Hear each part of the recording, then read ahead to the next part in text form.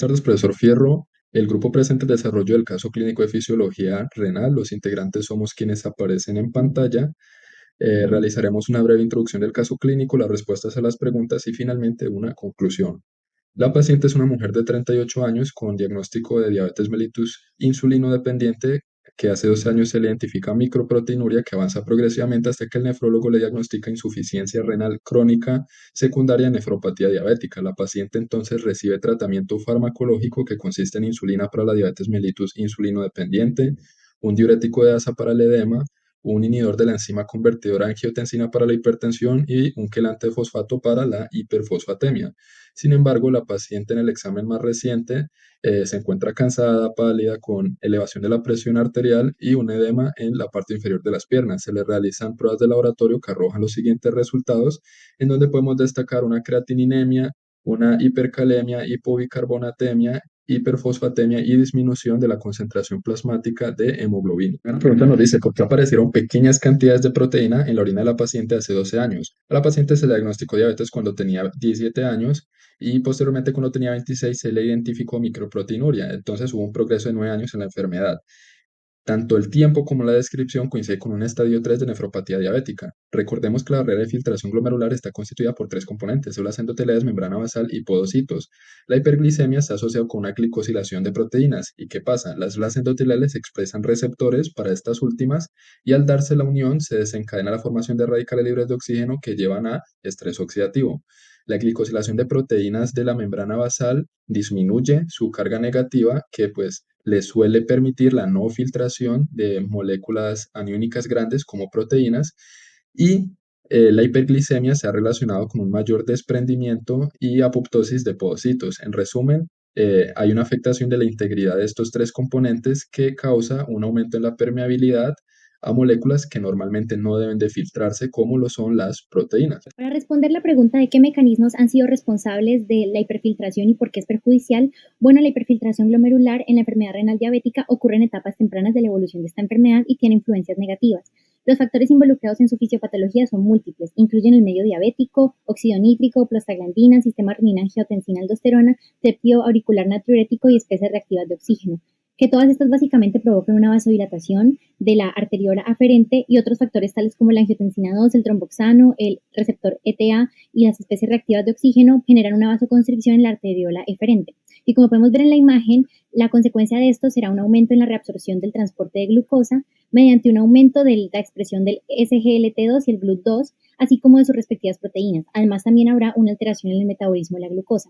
La hipótesis en cuanto a por qué la hiperfiltración renal es perjudicial para esta enfermedad es que genera una muerte glomerular y la reducción del número de nefronas condicionaría una hiperfiltración en las nefronas intactas y aumento de flujo filtrado glomerular. Esto genera cambios funcionales y estructurales en el endotelio, el epitelio y las células mesengiales, provocando microtrombosis, microneurismas y expansión del mesangio glomerular y posterior esclerosis glomerular. Y por citoquinas habría una producción de matriz extracelular y una posterior fibrosis renal y progresión de la nefropatía. El paciente tomó quinapril para reducir la filtración renal, ya que este regula la presión arterial y tiene efectos en el sistema renina, angiotensina, aldosterona, que es una secuencia de reacciones diseñadas para ayudar a regular la presión arterial. Y frente a caídas de la presión arterial, lo que hacen los riñones es liberar renina al torrente sanguíneo. La renina induce el paso del angiotensinógeno, angiotensina 1, que es activa, y la enzima convertidora de angiotensina induce el paso de esta angiotensina 2, que es la activa. El paciente tomó quinapril para reducir la filtración renal, ya que esta regula la presión arterial y tiene efectos en el sistema renina, angiotensina, aldosterona, que es una secuencia de reacciones diseñadas para ayudar a regular la presión arterial.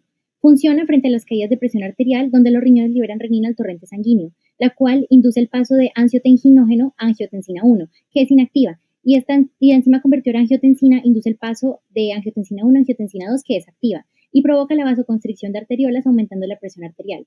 A su vez desencadena la liberación de aldosterona y vasopresina, que provocan la retención de sodio por parte de los riñones, provocando la retención de agua y así aumentando el volumen de sangre y presión arterial. Entonces el quinapril, que pertenece a la familia de medicamentos llamados inhibidores de la enzima convertidora de angiotensina, se desesterifica en el metabolismo hepático de fase 1 en quinaprilato, el cual es un potente inhibidor de la enzima convertidora de angiotensina. Y al inhibirla disminuye la actividad vasoconstrictora y la secreción de aldosterona al impedir el paso de angiotensina 1 a angiotensina 2 y como resultado habría un descenso en la presión arterial. Bueno, mi nombre es Miguel Colorado y ahora vamos con la pregunta número 4, que dice, ¿por qué la creatinina sérica de la paciente aumenta por encima de lo normal? Bueno, Primero miremos la tabla. Veamos que los valores reportados de la creatinina, estos de acá en rojo, sobrepasan por creces los valores normales, los cuales en una mujer deberían ser de 1.2 gramos al día. Consideremos que la creatinina sérica proviene de la creatina fosfato, un metabolito proveniente del músculo y excretado por la orina. Por lo general, el ritmo de excreción urinaria de la creatinina iguala el ritmo de producción metabólica. Teniendo en cuenta que la paciente no reporta ningún tipo de suplementación, se sabe que la subida de este valor está relacionada con el fallo renal.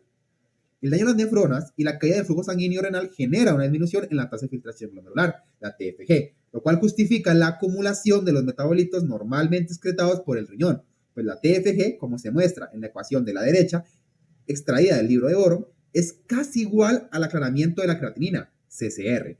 Podemos ver que la CCR depende de la cantidad de creatinina en la orina, UCR por B, sobre la PCR, que vendría siendo la creatinina a nivel plasmático.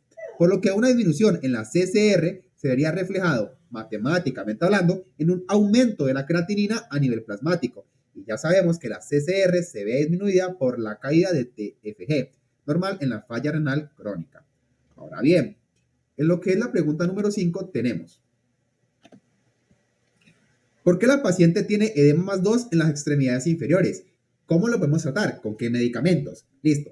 Primero sabemos que la paciente presenta un edema localizado, específicamente en los miembros inferiores, debido a una masiva pérdida proteica en la orina, lo que resulta en un descenso de la presión osmótica coloidal del plasma. Sin embargo, las fallas renales suelen generar edemas sistémicos, cosa que la paciente no posee. Se sospecha que esto debido al tratamiento con furosemida, lo que reduce el efecto del descenso proteico por un aumento de la retención de sodio a nivel renal.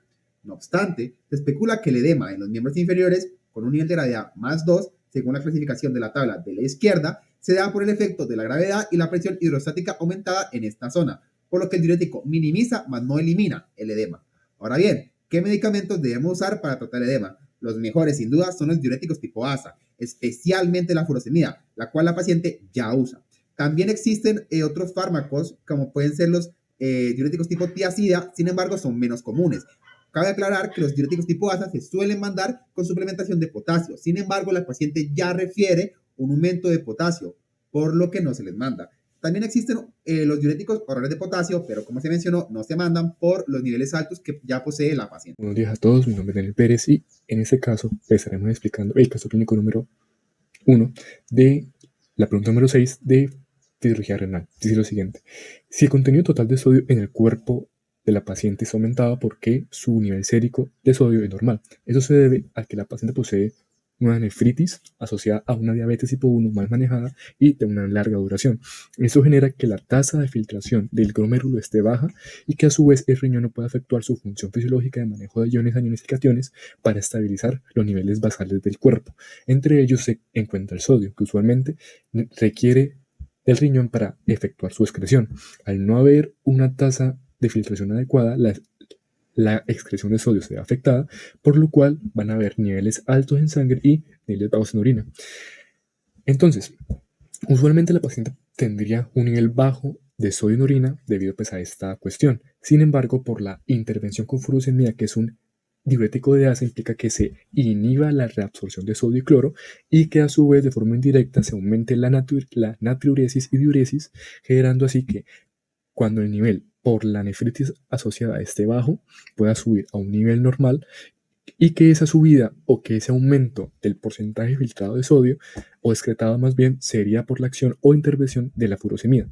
Aquí se puede ver a un paciente que en la parte de abajo que no tiene furosemida tiene una tasa o un porcentaje de filtración basal más bajo que a un paciente que se le ha intervenido con furosemida. Ahora bien, bajo el mismo concepto se pasa a explicar por qué el potasio sérico está elevado. Eso tiene dos explicaciones que pueden coaccionar o que pueden actuar conjuntamente, más bien. Dice lo siguiente: cuando el paciente posee alteraciones renales, tipo diabetes o viceversa, pueden implicar un aumento en el porcentaje filtrado y excretado de potasio en el riñón.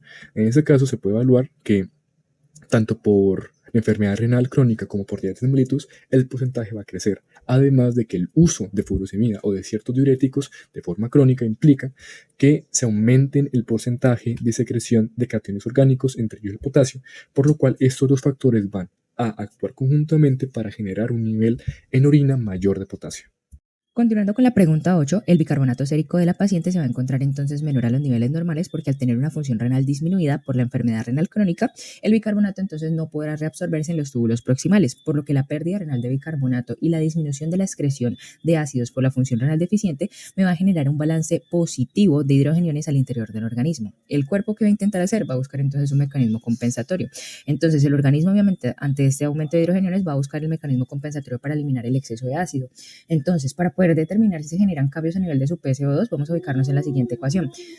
Si pues quitamos las flechitas, vamos a tener principalmente que pues esta va a ser la ecuación normal. Pero entonces lo que le está sucediendo a la paciente es que como va a haber un aumento de hidrogeniones y una disminución entonces del bicarbonato, se va a generar entonces que la reacción se desplace hacia la derecha. Y esto lo que va a favorecer es la liberación entonces de ese ácido en forma de CO2, usualmente, obviamente pues a través de los pulmones y usualmente a través de mecanismos hiperventilatorios. Entonces, continuando con la pregunta número 9, tenemos que en este caso pues el fosfato sérico va a estar elevado principalmente porque en la enfermedad renal el proceso pues de filtración del fosfato se va a encontrar alterado y esto va a llevar precisamente pues a una hiperfosfatemia sérica que si lo combinamos pues con el calcio ionizado puede conducir a procesos de calcificación vasculares y valvulares que de no ser controlados pues con quelantes de fósforo pueden inducir a la muerte. Ahora, normalmente los hidrogeniones compiten con el calcio por unirse a regiones aniónicas en proteínas y moléculas pequeñas, pero pues en la acidosis metabólica, que es el problema que en este caso pues presenta la paciente, al tener un exceso de hidrogeniones, pues precisamente va a aumentar también la concentración plasmática de calcio, ya que los hidrogeniones pues van a reducir la capacidad del calcio de unirse a la albúmina. Sin embargo, pues este aumento del calcio se va a ver compensado pues por la hiperfosfatemia generada por la enfermedad renal crónica, ya que pues con el deterioro de la función renal, la capacidad de excreción renal del fósforo pues va a estar disminuida hasta un momento pues en el que en el que aparezca la hiperfosforemia y por consiguiente la retención de fósforo pues me va a producir más hipocalcemia. Entonces es principalmente por esto que va a haber un balance y pues es por esta razón que el calcio total pues no, va a estar normal.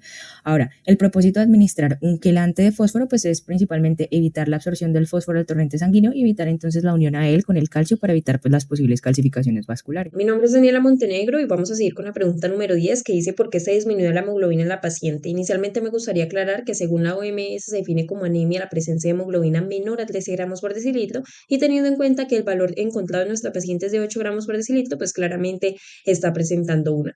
También cabe resaltar que el 15% de pacientes con diabetes mellitus tipo 1 con distintos estadios de filtración glomerular presentan anemia. Como sabemos, el daño del túbulo intersticial renal por la hiperglicemia crónica se presenta temporalmente en el transcurso de la diabetes. Esto ocasiona una alteración en la respuesta de eritropoyetina, puesto que disminuye, como también se presenta estrés oxidativo, deterioro en la acción de óxido nítrico, neuropatía autonómica y elevación en los productos de glicosilación avanzada. Bueno, la disminución en la síntesis de eritropoyetina como un posible déficit de hierro, esto último se produce por la interleuquina 6 que estimula la formación de hepcidina en hígado. Esta hormona pues nos va a regular la absorción de hierro en el túbulo digestivo y su distribución en los tejidos, pues ya que eh, nos disminuye la expresión de ferropatina, que es un exportador de hierro, ¿bien? Bueno, al activarse disminuye la absorción intestinal y la liberación de hierro desde los depósitos, todo esto provocándonos una disminución en la hemoglobina y llevándonos directamente a una anemia. Nos gustaría mencionar que las personas con enfermedad renal crónica y diabetes aumentan las posibilidades de presentar anemia. Asimismo, esta última pues puede desarrollar problemas de corazón, pues ya que recibe menos oxígeno y pues cardiovascular. Para cerrar la presentación del caso, nos gustaría hablar un poco de la enfermedad renal causada por nefropatía diabética y para ello estaremos respondiendo las preguntas que se ven en pantalla. Inicialmente nos centraremos en la tabla de la izquierda, la cual nos ilustra las 5 etapas de enfermedad renal. El clínico determina en qué etapa se presenta el paciente en función a presencia de daño renal y tasa de filtración glomerular.